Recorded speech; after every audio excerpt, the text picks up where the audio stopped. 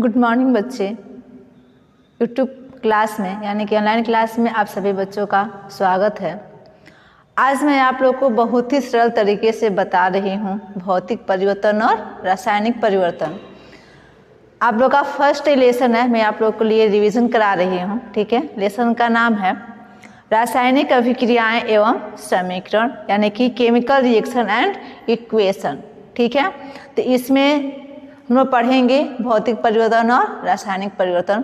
हम जानते हैं कि हमारे चारों तरफ बहुत से परिवर्तन होते रहते हैं, हमेशा कुछ न कुछ चेंज होता रहता है, परिवर्तन होता रहता है। ठीक है, तो मैं आप लोगों को एकदम से सिंपल तरीके से बता रही हूँ कि किस परिवर्तन को भौतिक परिवर्तन कहते हैं और किस परिवर्तन को रासायनिक परिवर्तन कहते हैं। ठीक है, मेरी बात को आप लोग ध्यान से सुनेंगे। एक बार वो जो अच्छे से मेरा वीडियो देख लेंगे और समझ लेंगे, फिर आपको कभी नहीं भूलेगा कि किसे भौतिक परिवर्तन कहते हैं, किसे रासायनिक परिवर्तन करते हैं। तो हम लोग स्टार्ट करते हैं। देखिए, सबसे पहले भौतिक परिवर्तन ऐसा परिवर्तन जिसमें पदार्थों में परिवर्तन होने के बाद पुनः अपनी मूल अवस्था में आ जाए, उस परिवर्तन को हम बोलते हैं भौतिक परिवर्तन।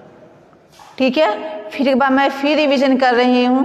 ऐसा परिवर्तन कि किसी पदार्थ में परिवर्तन होने के बाद पुनः अपनी मूल अवस्था में वह पदार्थ आ जाए, ऐसे परिवर्तन को हम बोलते हैं भौतिक परिवर्तन।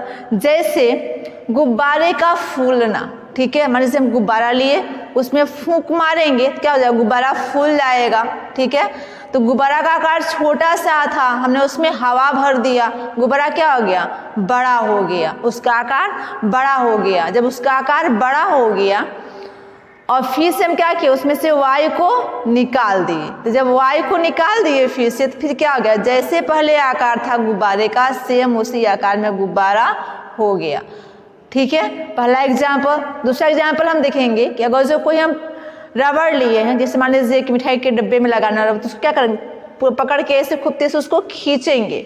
जब खींचेंगे तो रबड़ क्या है, छोटा है, उसको खींच के यहाँ तक कर दिए, उसका आकार क्या हो गया, बढ़ गया। और फिर जब हाथ को ढीला करेंगे तो फिर जैसे पहले था वैसे हो जाएगा। ठीक है, फिर थर्ड एग्जाम्पल देखेंगे कि जैसे मान लीजिए स्प्रिंग लेते हैं, जैसे पेन में जैसे ऑन ऑफ करने वाला जो पेन होता है उसमें स्प्रिंग लगा होता है, तो स्प्रिंग को हमने हाथ में पकड़ी, उसको कस के ऐसे दबा दिए, तो स्प्रिंग क्या हो गया, इतना छोटा हो गया। फिर हाथ को ढीला कर दिया, फिर स्प्रिंग क्या था, पहले जैसे था वैसे हो गया। यानी कि पदार्थ में परिवर्तन होने के बाद पुनः अपनी मूल अवस्था में आ जाए, ऐसे परिवर्तन को हम क्या बोलते हैं, भौतिक परिवर्तन बोलते हैं। तो जो आप लोग के बुक में दिया है उसको भी एक बार हम लोग एग्जाम्पल देख लेते हैं, उसका डिफिनेशन देख लेते हैं। तो देखिए, भौतिक परिवर्तन कह रहा है कि हमारे चारों ओर सदैव अनेक परिवर्तन होते रहते हैं।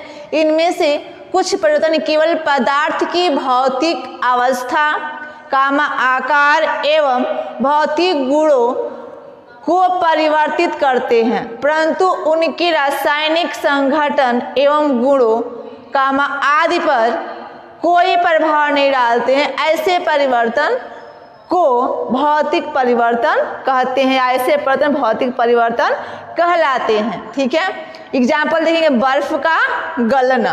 इस मान लीजिए बर्फ है, उसको फ्रीजिंग टाइप में हो गया है, तो बर्फ क्या एक जो उसके सॉलिड ठोस आकार में हो गया है बर्फ। अगर जब हम उसको बाहर ला करके यानी कि फ्रीजिंग का उसको छोड़ दें, तो जैसे पहले क्या था, पानी था, उसका टेम्परेचर कम कर दिया गया, वो सॉलिड हो गया, जम गया, फिर उसका टेम्परेचर बढ़ा दिया जाएगा, तो पहले जैसे पानी था फिर से पानी की अवस्था में आ जाएगा। यानी कि उसकी मूल अवस्था में कोई परिवर्तन नहीं हुआ।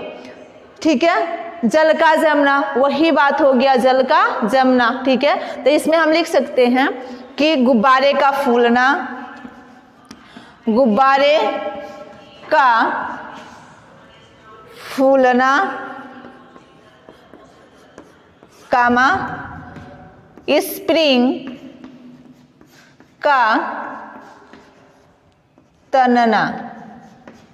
ठीक है, ये सभी आएंगे भौतिक परिवर्तन में। तो फिर एक सिंपल डिफिनेशन आप लोगों को फिर मैं रिवीजन कर दे रही हूँ, फिर रिपीट कर दे रही हूँ कि ऐसा परिवर्तन कि पदार्थ में परिवर्तन होने के बाद पुनः वह पदार्थ अपने मूल अवस्था में आ जाए, ऐसे परिवर्तन को हम बोलते हैं भौतिक परिवर्तन। इसका एग्जाम्पल आप लोग देख लिए, समझाई भी हूँ कि बर्फ का गलना, गुब्बारे का फूलना, स्प्रिंग का तनना।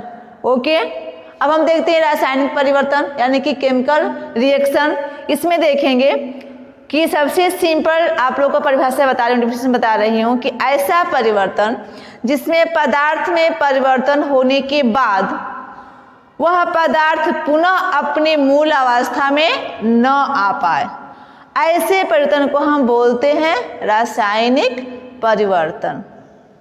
ओके, ऐसा परिवर्तन जिसमें पदार्थ में परिवर्तन होने के बाद पुनः वो अपनी मूल अवस्था में न आ सके, ऐसे परिवर्तन को हम बोलते हैं रासायनिक परिवर्तन।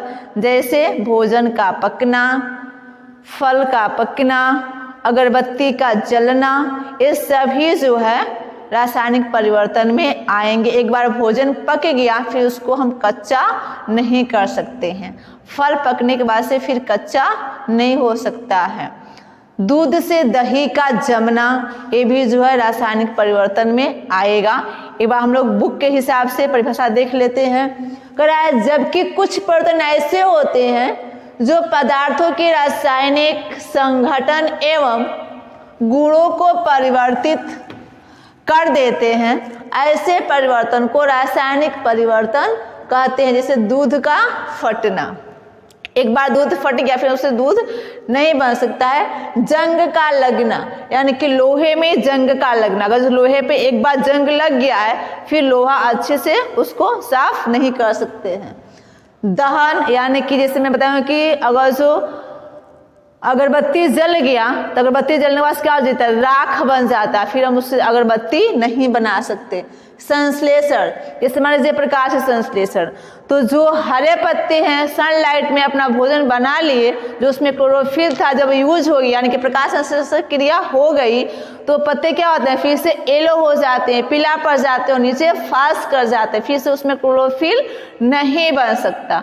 ठीक है, तो फिर आप लोग को एक बार फिर मैं सिंपल तरीके से बता रही हूँ रासायनिक परिवर्तन। ऐसा परिवर्तन जिसमें पदार्थ में परिवर्तन होने के बाद पुनः वह अपनी मूल अवस्था में न आ सके, ऐसे परिवर्तन को हम बोलते हैं रासायनिक परिवर्तन। ठीक है, जैसे दूध से दही का जमना या दूध का फटना, अगरबत्ती का जलना, भोजन का पकना, फल का पकना इत्यादि। ठीक है, ठीक है बच्चे, इसको आप लोग कॉपी में नोट करेंगे, याद करेंगे। ठीक है, थैंक यू बच्चे।